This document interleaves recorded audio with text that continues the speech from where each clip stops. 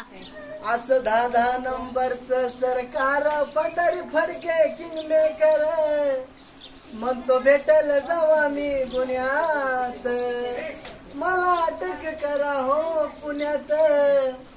अरे माझ्यासाठी झाला या खेळ किती दबायला एवढा जेल अरे हातपाय बांधून मला ते नेलं